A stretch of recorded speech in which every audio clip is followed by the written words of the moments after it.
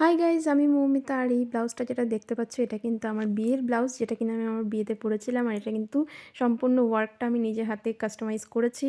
আর এই ব্লাউজটা কিন্তু ছিল শাড়ির পিস, যেটা কিনা সম্পূর্ণ ব্ল্যাঙ্কভাবে আমি স্টিচ করিয়ে এনেছিলাম টেলার থেকে। তারপর কিন্তু পুরো ডিজাইনটা আমি নিজে হাতে আরির ওয়ার্কটা করেছি। তো আমি প্রথমে অনেক বুটিকে কথা বলেছিলাম, যেহেতু আমার ডিজাইনিং ব্লাউজ পরার ইচ্ছে ছিল, কিন্তু বুটিকগুলোতে কিন্তু অনেক বেশি কস্ট বলছিল ডিজাইন করতে। কেউ কেউ ৩,০০০, কেউ ৩,৫০০ এরকম বলছিল, যেটা কিনা আমার বাজেটেও ছিল না। আর যেহেতু আমি একটু একটু সেলাই জানি, তাই আমার একটু গায়েও লাগছিল এতগুলো টাকা। তাই আমি মার্কেট থেকে কিন্তু জারদোসির সমস্ত জিনিস ১৫০ টাকার মধ্যে কিনে নিয়ে চলে এসেছি। আর তারপর বসে কিন্তু সম্পূর্ণ ডিজাইনটা নিজে হাতে করেছি। আমি যেহেতু এক নাগাড়ে করিনি, সেই জন্য আমার একটু টাইমটা বেশি লেগেছিলো।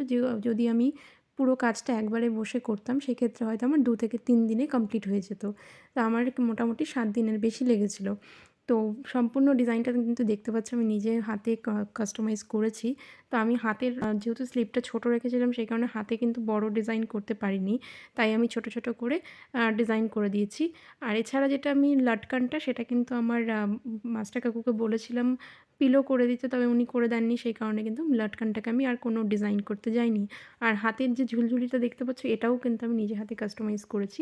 তা আমার ব্লাউজটা তোমাদের কেমন লাগলো অবশ্যই কিন্তু আমাকে কমেন্ট করে জানাবে। তো যেহেতু আমি কাটিং জানি না, তাই ব্লাউজটা সেলাই করার পরে করেছি।